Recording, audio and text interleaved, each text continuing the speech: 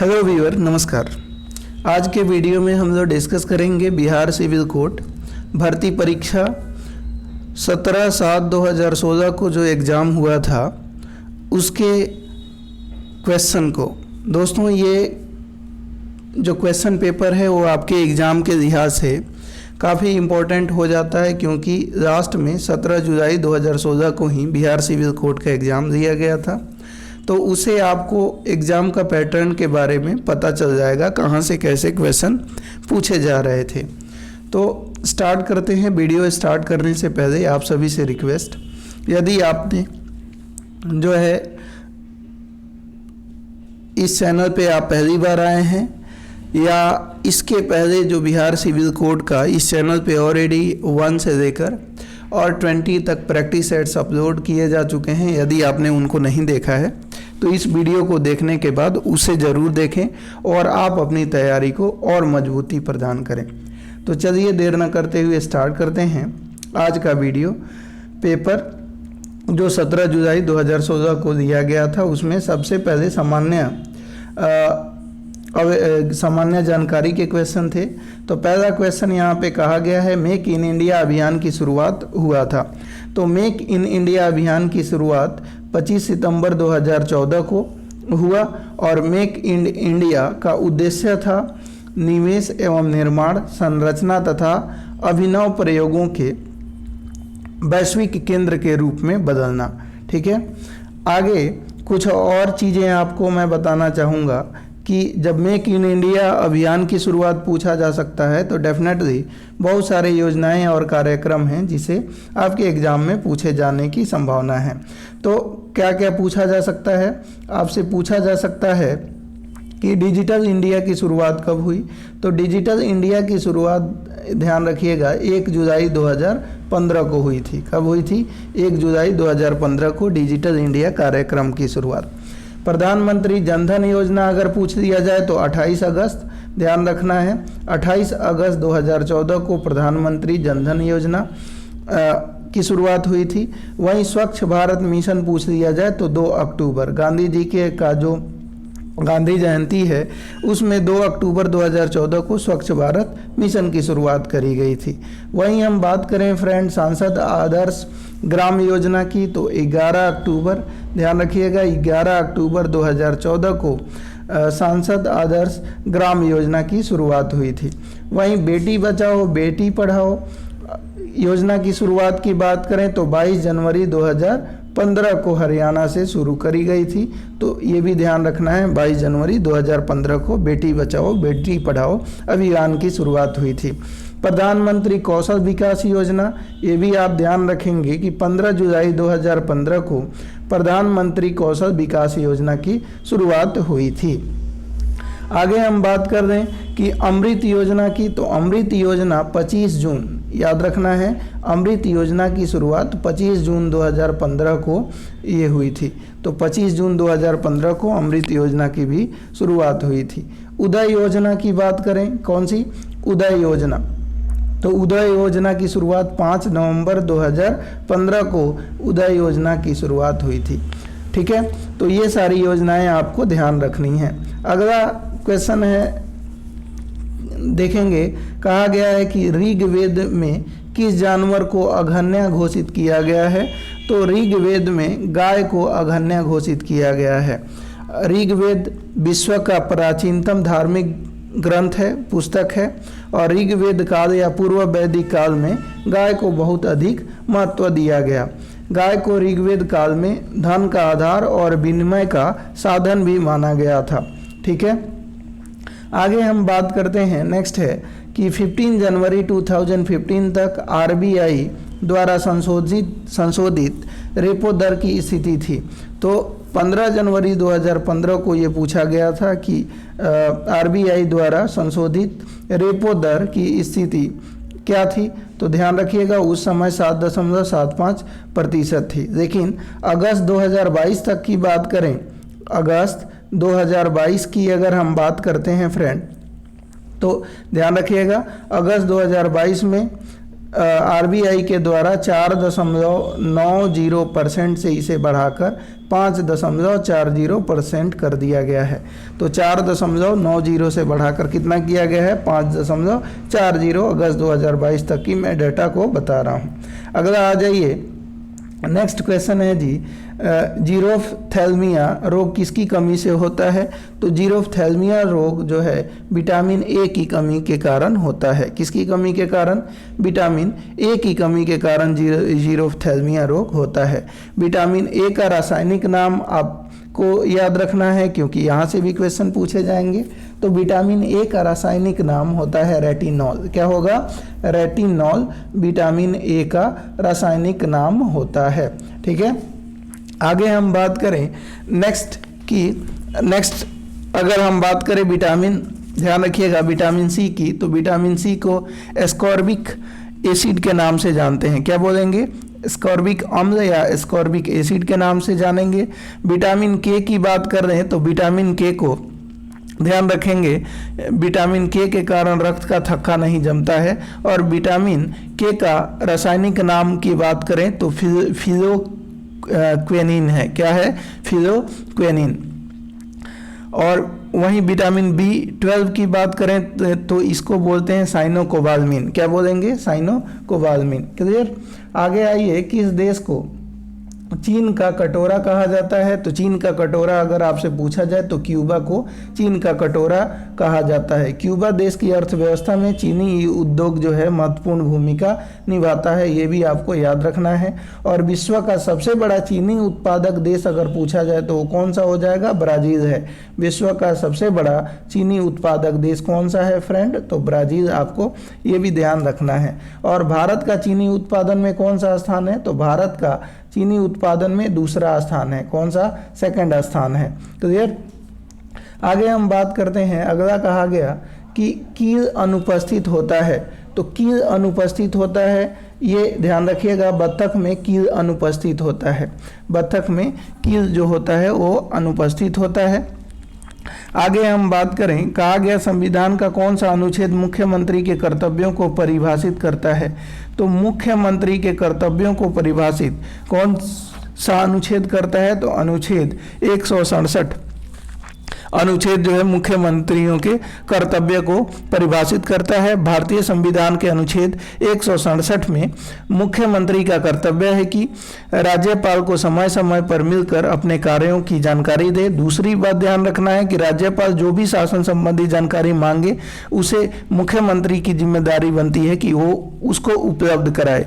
तीसरी बात ध्यान रखनी है, किसी विषय पर एक मंत्री ने निर्णय दे दिया हो और राज्यपाल उस विषय को कैबिनेट में रखने के लिए आदेश दे तो उस विषय को अवश्य ही रखना होगा। ठीक है, आगे हम बात कर रहे हैं यहाँ पे अनुच्छेद 164 की। तो अनुच्छेद 164 में मुख्यमंत्री और अन्य मंत्रिमंडल की नियुक्ति से संबंधित प्रावधान किया गया है। वहीं हम बात करें 165 की, अनुच्छेद 165, तो अनुच्छेद 165 में ध्यान रखिएगा महाधिवक्ता का उल्लेख मिलता है। किसका? महाधिवक्ता का उल्लेख अनुच्छेद 165 के तहत किया गया है। ठीक है, 78 में प्रधानमंत्री के कर्तव्यों की भी, 164 में मुख्यमंत्री और 78 में, अनुच्छेद 78 में प्रधानमंत्री के कर्तव्यों की को परिभाषित किया गया है। आगे हम देखते हैं निम्नलिखित में से कौन सा सबसे तेज मेमोरी है।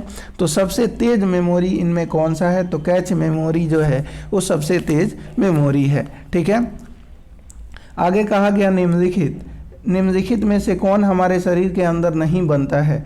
तो इसमें बताना है कि हमारे शरीर के अंदर कौन सा नहीं बनता है। तो विटामिन ए नहीं बनता है, एंजाइम, प्रोटीन, हार्मोन बनता है। विटामिन ए हमारे शरीर में नहीं बनता है। विटामिन ए का रासायनिक नाम रेटिनॉल है। और ध्यान रखिएगा विटामिन ए की कमी के कारण जीरोफ्थैल्मिया नामक रोग होती है। निम्नलिखित में से किस ग्रह के पास उपग्रह नहीं है? तो ध्यान रखिएगा दो ऐसे ग्रह हैं जिनके पास अपना कोई उपग्रह नहीं है। तो यहाँ पे कौन सा हो जाएगा? ये शुक्र हो जाएगा। और बुध भी है जिसका अपना कोई उपग्रह नहीं है। तो शुक्र और बुध का कोई अपना उपग्रह नहीं है। ठीक है, अगला आ जाइए, नेक्स्ट वन है कि निम्नलिखित में से किसने अप्रैल 2014 में बांग्लादेश में आयोजित भारत और श्रीलंका के बीच आईसीसी विश्व T20 के फाइनल में श्रीलंकाई टीम की कप्तानी की? तो इसका आंसर हो जाएगा फ्रेंड ये लसित मलिंगा। कौन हो जाएंगे? लसित मलिंगा इसका आंसर हो जाएगा। अगला है भारतीय रेलवे का कौन सा जोन सबसे छोटा जोन है? तो भारतीय रेलवे का कोलकाता मेट्रो जो है वो सबसे छोटा जोन है, यानी ऑप्शन नंबर यहाँ पे हमारा क्या हो जाएगा? सी आंसर हो जाएगा। आगे हम बढ़ते हैं 13 क्वेश्चन की तरफ। कहा गया कि क्वार्टजाइट कायांतरित हुआ है, तो क्वार्टजाइट जो है कायांतरित हुआ है ये बलुआ पत्थर से। किससे? बलुआ पत्थर से क्वार्टजाइट जो है वो कायांतरित हुआ है। अगला है अरिहंत एक है, तो अरिहंत की बात करें तो अरिहंत क्या है? तो ध्यान रखेंगे अरिहंत एक परमाणु शक्ति से संचालित बैलिस्टिक मिसाइल पनडुब्बी है। ऑप्शन नंबर डी इसका आंसर हो जाएगा। अगला है निम्नलिखित में से कौन 2014 में भारतीय रिजर्व बैंक के डिप्टी गवर्नर के रूप में शामिल हुए? तो भारतीय रिजर्व बैंक के डिप्टी गवर्नर के रूप में अगर आपसे बोला जाए कि कौन शामिल हुए तो आंसर हो जाएगा एसएस मुंद्रा, यानी ऑप्शन नंबर डी जो होगा ये हमारा यहाँ पे डिप्टी गवर्नर के रूप में ये शामिल हुए थे। अगला देख लेते हैं भारत। कहा गया भारत की निम्नलिखित में से कौन सी मिट्टी कपास की खेती के लिए उपयुक्त मानी जाती है? तो कपास की खेती के लिए रेगुर मिट्टी उपयुक्त मानी जाती है। अगला है 2015 का 7वां ब्रिक्स शिखर सम्मेलन रूस के किस शहर में आयोजित किया गया था? तो 2015 का 7वां ब्रिक्स शिखर सम्मेलन फ्रेंड ये आयोजित हुआ था उफा में। कहाँ पे? उफा में, यानी ऑप्शन नंबर आपका डी हो जाएगा। तो रूस का एक शहर है उफा, वहाँ पे ये 2015 में 7वां ब्रिक्स शिखर सम्मेलन आयोजित हुआ था। ठीक है। निम्नलिखित में से कौन सा एक पादप हार्मोन है? तो पादप हार्मोन आपको बताना है इनमें कौन सा है, तो इसका आंसर हो जाएगा जिब्रेलिन। जिब्रेलिन जो है ये पादप हार्मोन है। इंडिया विंस फ्रीडम पुस्तक के राइटर कौन है? तो ध्यान रखिएगा ये अबुल कलाम आज़ाद साहब की कृति है इंडिया विंस फ्रीडम। वहीं हम बात करें, ध्यान रखेंगे कुछ और इम्पोर्टेंट बुक आपको याद रखिएगा कि इंडियन स्ट्रगल अगर आपसे पूछ लिया जाए इंडियन स्ट्रगल, तो ये जो है ये सुभाष चंद्र बोस साहब की कृति है इंडियन स्ट्रगल। वहीं हम बात करें कि the nation in making SN. Banerjee की बुक है। नील दर्पण की बात करें तो ध्यान रखेंगे दीन बंधु मित्र की है। और उसके अलावा डिस्कवरी ऑफ इंडिया की बात करें तो ये जो बुक लिखी गई है ये जवाहरलाल नेहरू की बुक है। किसकी बुक है? Discovery of India Jawaharlal Nehru की बुक है। ये भी आपको ध्यान रखना है। ठीक है, आगे बढ़ते हैं। नेक्स्ट क्वेश्चन है निम्नलिखित में से किस देश का संविधान अलिखित है? तो कौन सा देश ऐसा है जिसका संविधान रिटन फॉर्म में नहीं है? तो यूके है, यूनाइटेड किंगडम आंसर हो जाएगा। सरोद में कितने तार होते हैं? आपसे क्या बोला गया कि सरोद में बताइए कितने तार होते हैं? तो आंसर हो जाएगा सरोद में 7 तार होते हैं। कितने तार होते हैं? 7। ल्यूमेन इकाई है, तो ल्यूमेन की बात करें, ल्यूमेन किसकी इकाई है आपसे बोला गया? तो ये ज्योति फ्लक्स का इकाई है, यानी ऑप्शन नंबर डी हो जाएगा। मध्य प्रदेश उच्च न्यायालय की पीठ स्थित है, तो मध्य प्रदेश उच्च न्यायालय की पीठ जो है वो जबलपुर में है। कहाँ पे है? जबलपुर में स्थित है। शुष्क बर्फ नहीं बल्कि डैश है, तो शुष्क बर्फ नहीं बल्कि ठोस कार्बन डाइऑक्साइड है, यानी आपका शुष्क बर्फ को हम लोग क्या कहते हैं? शुष्क जो बर्फ होता है उसको ठोस कार्बन डाइऑक्साइड के भी नाम से जाना जाता है। आगे आइए, कहा गया अविस्मरणीय, क्या बोला गया? अविस्मरणीय गीत वंदे मातरम लिखा गया था, तो ये बंकिम चंद्र चट्टोपाध्याय जी की ये रचना है। किसकी रचना है? बंकिम चंद्र चट्टोपाध्याय जी की रचना है वंदे मातरम। ठीक है, और ध्यान रखिएगा जो है यह 24 जनवरी 1950 को संविधान सभा द्वारा जो है इसे राष्ट्रीय गीत के रूप में स्वीकार किया गया था। ठीक है, आगे बढ़ते हैं। नेक्स्ट गणित, ये मैथ के क्वेश्चन है, तो मैथ का क्वेश्चन अभी नहीं करेंगे। आगे हम लोग डिस्कस करेंगे इंग्लिश को। तो चलिए इंग्लिश हम लोग शुरू करते हैं इंग्लिश में पैदा है, आपको इनमें बताना है, वन वर्ड सब्स्टिट्यूशन है।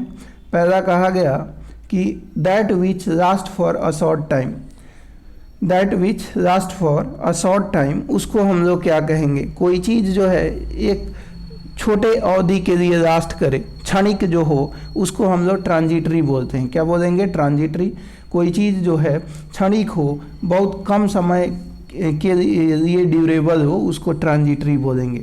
अगला देखिए, अ person who believes in total abolition of war, एक व्यक्ति जो पूर्णतः विश्वास करता हो कि लड़ाई झगड़ा नहीं होना चाहिए, लड़ाई झगड़ा से बचाव होनी चाहिए, उस व्यक्ति को क्या कहते हैं? पेसिफिस्ट के नाम से जानते हैं। जैसे हमारे बापू क्या थे? पेसिफिस्ट थे। ठीक है, अ person who believes in total abolition of war, है ना, यानी लड़ाई झगड़ा ना पसंद करने वाले को पेसिफिस्ट बोलेंगे। अगला है रेडी टू बिलीव एनीथिंग, कुछ भी मानने के लिए तैयार हो जाए, तो टोपा जिसको बोलते हैं ना, कि उसको कुछ भी बता दीजिए, कहिए कि देखो जो है दिशाएं 10 होती हैं तो वो मानने के लिए तैयार हो जाएगा, दिशाएं 20 होती है तो भी मानने के लिए तैयार हो जाएगा। कहिए कि सोने का हिरन होता है, वो भी तैयार हो जाएगा। तो जिसके पास दिमाग ही नहीं है वो कुछ भी अपना दिमाग नहीं यूज करेगा, जो उसे कह दोगे वो मान जाएगा, तो उसको हम लोग क्या बोलते हैं? तो रेडी टू बिलीव एनीथिंग, उसको क्रेडुलस के नाम से जानते हैं। ऑप्शन नंबर ए आपका आंसर हो जाएगा। फाइंड द मिस स्पेल्ड, इसमें से कौन सा गलत स्पेलिंग लिखी गई है उसकी पहचान करनी है। तो अथॉरिटी देखिए बिल्कुल सही है। अर्डुअस की बात करें, यहाँ पे ध्यान देंगे, अर्डुअस की तो स्पेलिंग गलत है, ARDOUS नहीं होता बल्कि ARDUOUS होता है, ARDUOUS,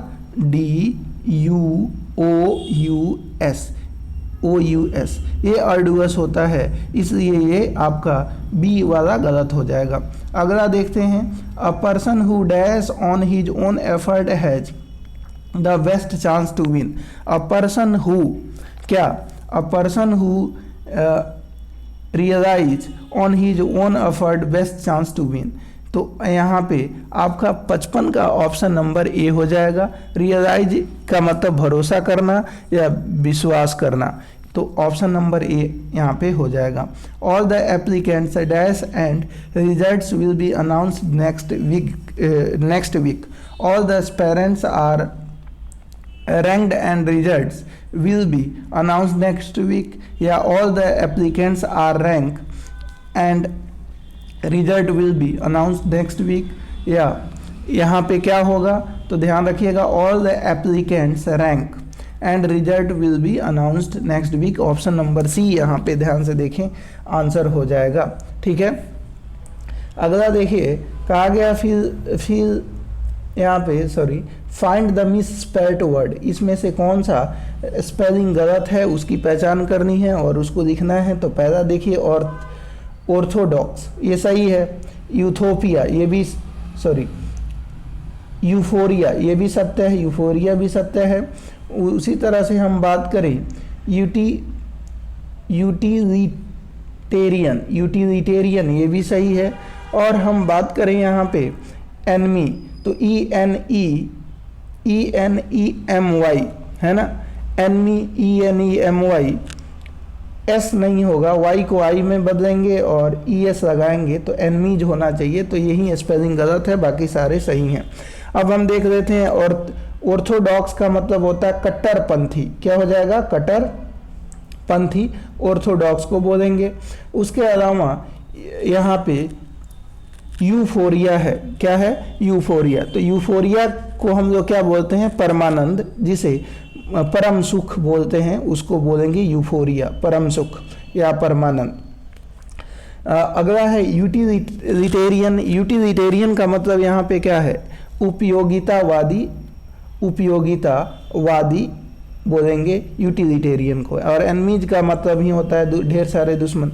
अगला आइए, इसमें भी मिस स्पेल्ड वर्ड की पहचान करनी है, तो चलिए हम पहचान करते हैं। तो पहला देखते हैं ओसोफेगस, यही स्पेलिंग गलत हो गई। तो ओसोफेगस नहीं होता बल्कि ये होता है ESOPHAGUS, ईसोफेगस होता है, ESOPHAGUS, ईसोफेगस, ग्रास नदी, ये होता है, इसका मतलब ये स्पेलिंग गलत हो गई। दूसरा देख लेते हैं हार्ट। हार्ट आप जानते हैं दिल। स्पाइन का मतलब होता है रीढ़ की हड्डी। और डायाफ्रेगम का मतलब डायाफ्राम आप जानते ही हैं। अगला आइए, सी इज, कहा गया she is beautiful and brave.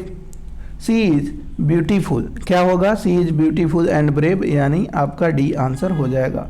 All the decision dash are likely to be taken by consensus. तो all the decision however are likely to be taken by consensus, यानी बी आपका यहाँ पे आंसर हो जाएगा। अगला देखिए, the old man could not remember where he dash his money. The old man could not remember where he will deposit his money.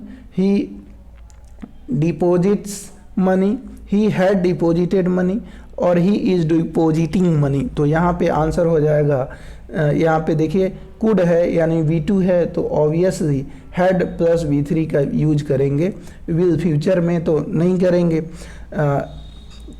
करने जा रहा है तो नहीं होगा। तो आपका यहाँ पे ऑप्शन नंबर जो हो जाएगा, the old man could not remember where he had deposited his money. आइए अगला है जी आपका, कहा गया she had frequent toothache, so she decided to dash. अब यहाँ पे she decided to having her teeth remove. कहा गया कि सी हैड फ्रीक्वेंट टूथिक, उसको लगातार जो है दांत में दर्द था, इसलिए उसने डिसाइड किया कि हैव हर टीथ रिमूव्ड, उसको अपना दांत निकलवा देना चाहिए। ठीक है, तो डी यहाँ पे आंसर हो जाएगा। अगला है at one time mister Ram dash this supermarket. तो एट वन टाइम क्या बोला गया, एट वन टाइम, ध्यान देंगे, at one time mister Ram owned this supermarket. एक समय था जब मिस्टर राम इस सुपर मार्केट को ओन करते थे। ऑप्शन नंबर सी आंसर हो जाएगा। अब यहाँ पे बोला गया इनका अपोजिट बताना है, एंटोनिम्स बताना है, विपरीतार्थक बताना है। रिपेल, रिपेल का मतलब होता है अनाकर्षित करना, अनाकर्षित करना। क्या हो जाएगा, रिपेल का मतलब अनाकर्षित करना। तो इसका एंटोनिम्स बताना है तो अट्रैक्ट हो जाएगा, आकर्षित करना हो जाएगा। अगला देखिए बोला गया अपेलिंग। क्या बोला गया, अपेलिंग। तो अपेलिंग का मतलब होता है डरावना। क्या होगा, अपेलिंग का मतलब होता है डरावना। तो इसका अपोजिट क्या हो जाएगा, तो ध्यान रखिएगा, कंसोलिंग हो जाएगी। क्या हो जाएगी, अपेलिंग का अपोजिट हो जाएगी कंसोलिंग, यानी संतावना। क्या हो जाएगी, संतावना, डरावना। हॉरिफाई का भी मतलब होता है डरावना। वहीं हम बात करें शॉकिंग का मतलब होता है दुखद। ठीक है, आगे बात करते हैं नेक्स्ट। फिर एंटोनिम्स ही बताना है। पेसिफाई, पेसिफाई का मतलब होता है शांति बनाए रखना, शांति कायम करना। और अपोजिट हो जाएगा क्रोधित करना, इनरेज, यानी ऑप्शन नंबर सी हमारा आंसर होगा। अब देखिए हमें साइनोनिम्स बताना है। साइनोनिम्स अगर हमें बताना है तो पहला है, कहा गया बेकॉन्ड। तो बेकॉन्ड का मतलब क्या होता है, इशारा किया या बुलाया, इशारा करना या बुलाना। ठीक है, इशारा करना या बुलाना। तो बेकॉन्ड का मतलब हो गया इशारा करना या बुलाना। तो इसका सिमिलर समानार्थी क्या हो जाएगा, कॉर्ड हो जाएगा। तो कॉर्ड यानी ऑप्शन नंबर सी हमारा आंसर हो जाएगा।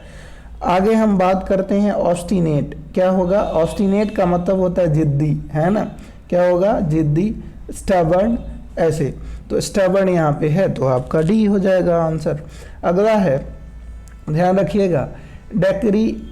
कहा गया कि डेक्रीपिट्यूड। तो डेक्रीपिट्यूड का मतलब क्या होता है, तो ध्यान रखिएगा, डेक्रीपिट्यूड की जब हम बात करते हैं फ्रेंड, तो इसका मतलब होता है दुर्बलता। क्या हो जाएगी, दुर्बलता, कायरता, जिसको आप बोलते हैं डेक्रीपिट्यूड। तो इसका सिमिलर क्या हो जाएगा, तो ध्यान रखिएगा, डेक्रीपिट्यूड की बात करते हैं तो इसका सिमिलर हो जाएगा फीबलनेस। क्या हो जाएगा? फीबलनेस, ऑप्शन नंबर बी। वहीं हम बात करें, ध्यान रखेंगे, आगे हम बढ़ते हैं, नेक्स्ट देखेंगे, यहाँ पे फिल इन दी ब्लैंक्स आपको भरना है। कहा गया कि are you really desirous dash visiting Japan, are you really desirous of visiting Japan, यानी सी आपका आंसर यहाँ पे हो जाएगा। The sky is overcast we dash the storm will soon burst. अब इनमें क्या होगा? थ्रस्ट, एक्सेप्ट, सस्पेक्ट और hope. The sky is overcast we expect the storm will soon burst, यानी ऑप्शन नंबर बी हमारा आंसर होने वाला है। अगला देखते हैं, कहा गया कि the candidates expedition was dash for its brevity. तो the candidate expedition was remarkable for its brevity, यानी ऑप्शन नंबर सी यहाँ पे आंसर हो जाएगा। आगे हम बात करते हैं नेक्स्ट की, यहाँ पे कुछ स्पेलिंग है, इसको भी देख लेते हैं। पहला कहा गया कि इनकम्प्रीहेंसिबल, इनकम्प्रीहेंसिबल का मतलब होता है अग्राह्य। क्या होता है? अग्राह्य, आग्रहपूर्वक। कॉन्स्पिक्यूअस का मतलब होता है सुस्पष्ट, सुस्पष्ट। और हम बात करें सुस्पष्ट, आगे हम बात करें कॉम्प्लीमेंट्री का मतलब सराहनीय। तो यहाँ पे केवल और केवल रिमार्केबल उचित होगा, तो रिमार्केबल आंसर हो जाएगा।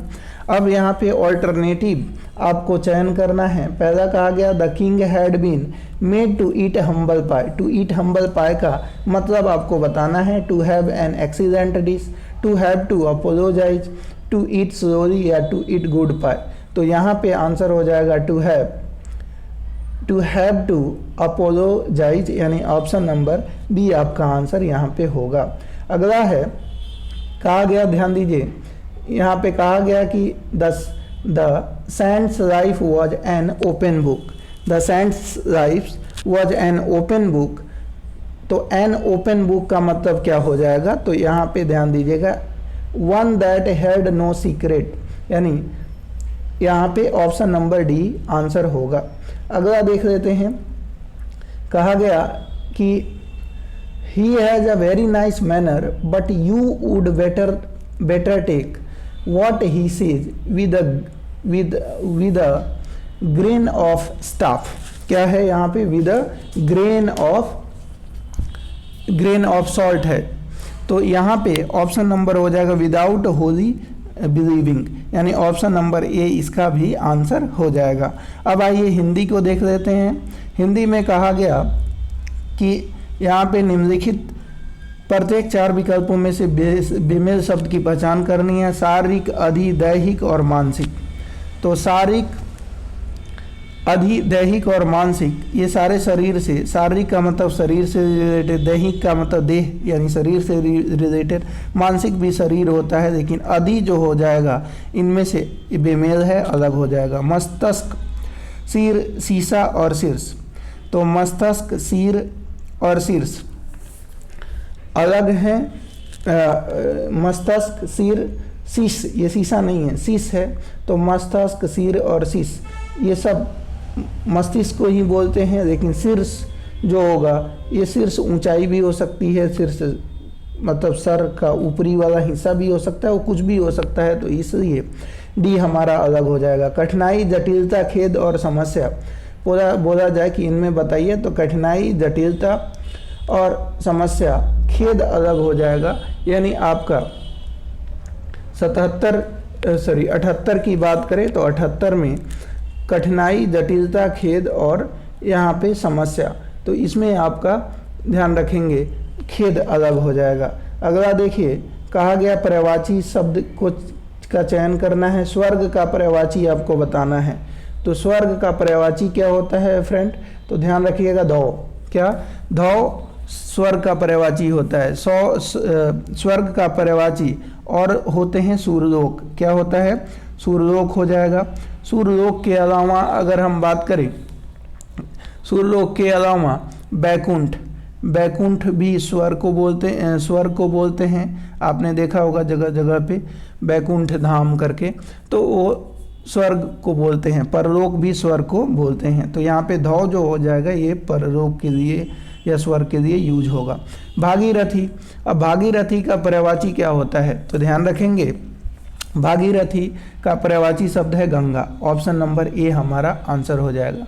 भागीरथी के अन्य पर्यायवाची जो शब्द हैं आप बोल सकते हैं भागीरथी, देव सरिता, देव नदी, सूरसरी, मंदाकिनी, विष्णुपदी इत्यादि।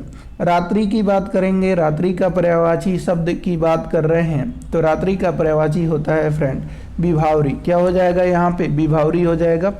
अन्य पर्यायवाची रजनी, निशा और निशित, ये भी रात्रि के पर्यायवाची होते हैं।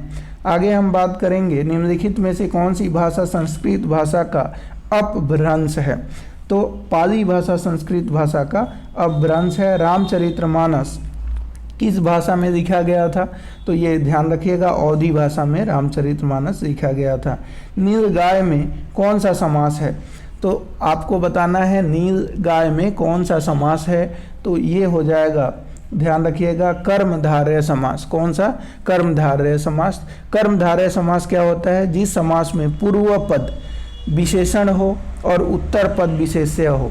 तो देखिए नीलगाय है ना, गाय कैसी है, नीली है ना, तो ये विशेषण है और ये आप उत्तर पद है जो कि विशेष्य है। तो विशेषण और विशेष्य जिसमें पाए जाते हैं उनको हम लोग कर्मधारय समास के नाम से जानते हैं, तो ये कर्मधारय है।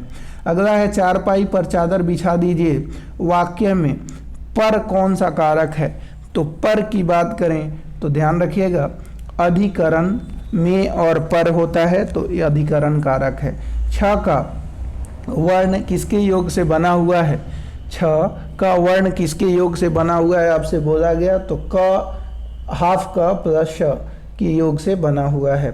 आगे देखिए यहाँ पे कहा गया है कि शब्दों के सही संधि का विकल्प चुनिए। उन्नति, तो उन्नति का सही विकल्प चुनना है तो उत धन नति होता है, यानी उन्नति होगा। तो यहाँ पे सही संधि चूज करना है तो ऑप्शन नंबर ए हो जाएगा आपका व्यंजन संधि होगी। क्या होगी, व्यंजन संधि। क्या, व्यंजन संधि। व्यंजन संधि में आप ध्यान रखेंगे यहाँ पे क्या है, उत, ये होता है उत धन नति, है ना, उत धन नति। तो उत धन नति में आप क्या देख रहे हैं कि व्यंजन वर्णों के व्यंजन या स्वर में मिलने से होने वाली विकार को हम लोग क्या कहते हैं, व्यंजन संधि के नाम से जानते हैं, तो उन्नति में व्यंजन संधि है। अगला है रेखांकित। यहाँ पे रेखांकित आपसे क्या बोला गया, ध्यान रखिएगा रेखांकित में कौन सी संधि है आपको बताना है, तो रेखांकित में दीर्घ संधि है। कौन सी संधि है, दीर्घ संधि है। ठीक है, आगे हम बात करते हैं, ध्यान देंगे रेखांकित का पहले कैसे दीर्घ संधि है उसको भी बता दे रहा हूँ, ध्यान रखिएगा। रेखा धन अंकित, यही होता है अंकित। तो यहाँ पे रेखा आप क्या देख रहे हैं, यहाँ पे ध्यान रखिएगा आ, देखिए अ प्लस आ दीर्घ संधि में क्या होता है, अ प्लस अ का आ हो जाता है। क्या हो जाता है, अ प्लस आ का आ हो जाता है दीर्घ संधि में। आगे बढ़ते हैं, संसार में कौन सी संधि है, संसार में आपको बताना है कौन सी संधि है, तो इसमें व्यंजन संधि है। क्या है, व्यंजन संधि। तो आगे हम बढ़ते हैं, नेक्स्ट देखते हैं। कहा गया निम्नलिखित में से निम्नलिखित प्रत्येक शब्द के लिए उसके नीचे दिए गए विकल्पों में से उपयुक्त समास को छांटिए। तो उपयुक्त समास कौन सा है, दशानन में कौन सा समास है, तो ध्यान रखिएगा दशानन, 10 हो आनंद जिसके 10 सिर हों उसको हम लोग क्या बोलते हैं, दशानन या अर्थात रावण को बोलते हैं तो ये बहुब्रीहि समास हो जाएगा। कौन सा समास होगा? बहुब्रीहि समास। पीताम्बर पीदा हो अंबर जिसका अर्थात विष्णु को हम लोग बोलते हैं तो ये भी आपका बहुब्रीहि समास हो जाएगा। बहुब्रीहि समास क्या होता है? जो साधारण अर्थ छोड़कर विशेष अर्थ ग्रहण करता है ना, उसको बहुब्रीहि समास के नाम से जानते हैं। अगला है यथाशक्ति। तो यथाशक्ति की बात करें तो यथाशक्ति में कौन सा समास है? तो अव्ययी भाव समास है। यथाशक्ति अगर ध्यान रखिए कि यथा, प्रतिदिन, अगर उपसर्ग पहले आता है तो वो अव्ययी भाव समास होता है। आगे हम बात करते हैं, ध्यान देंगे, कहा गया निम्नलिखित मुहावरों लोकोक्तियों के लिए उचित विकल्प का चयन कीजिए। तो कहा गया अंधे के हाथ बटेर लगना का अर्थ क्या है? तो भाग्य से कोई वस्तु मिल जाना, ऑप्शन नंबर सी। हथेली पर सरसों नहीं जमती, इसका आपको अर्थ बताना है। हथेली पर सरसों नहीं जमती का मतलब होता है काम के लिए समय चाहिए, जब चाहो तब काम नहीं हो सकता, ऑप्शन नंबर डी। अगला है 99 के फेर में पढ़ना। 99 के फेर में पढ़ना का अर्थ क्या है आपको बताना है। तो आंसर हो जाएगा किसी के चक्कर में पड़ जाना, यानी ऑप्शन नंबर सी आपका आंसर हो जाएगा। अगला है, नेक्स्ट देखेंगे, आगे हम बात करेंगे हिंदी के प्रथम महाकाव्य कौन सा है? तो हिंदी का पहला महाकाव्य पृथ्वीराज रासो है। तितली किसकी रचना है? तो तितली की बात करें तो जयशंकर प्रसाद जी की ये रचना है।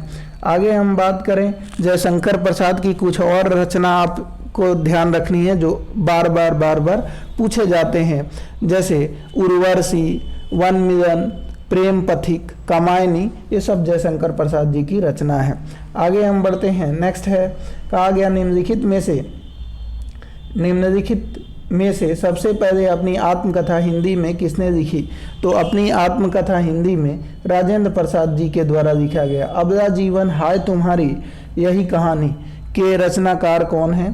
तो अबला जीवन हाय तुम्हारी यही कहानी, आंचल में है दूध और आंखों में पानी, उपयुक्त पंक्ति किस काव्य से दिया गया है ये पूछा जा रहा है। तो यशोधरा का ये पंक्ति है, ऑप्शन नंबर ए हो जाएगा। अगला देख लेते हैं, कहा गया कबीर दास की भाषा कौन सी थी? तो कबीर दास की भाषा सधुकड़ी थी। कौन सी थी? सधुकड़ी थी। और कबीर दास की काव्य भाषा पंचमेल खिचड़ी या सधुकड़ी इन्हें कहते हैं। और कबीर दास की जो प्रमुख रचना है वो भी कभी कभी पूछा जाता है, तो ध्यान रखिएगा, बीजक इनके द्वारा लिखा गया। उसके अलावा बसंत इनकी रचना है। उसके अलावा अगर हम बात करें सुख निधन, क्या सुख निधन भी कबीर दास जी की रचना है। तो दोस्तों हमने 100 क्वेश्चन कंप्लीट कर दिए हैं। उम्मीद है वीडियो पसंद आई होगी। वीडियो पसंद आई हो तो वीडियो को लाइक कर दीजिए, और चैनल पे नए हैं तो चैनल को सब्सक्राइब भी कर दीजिए, क्योंकि आपके सपोर्ट से ही हमें वीडियो बनाने का एक उत्साह पैदा होता है और हम आपके लिए अच्छा से अच्छा कंटेंट लाने की कोशिश करते हैं। मिलते हैं एक नए वीडियो में, तब तक के लिए धन्यवाद। जय हिंद, टेक केयर दोस्तों।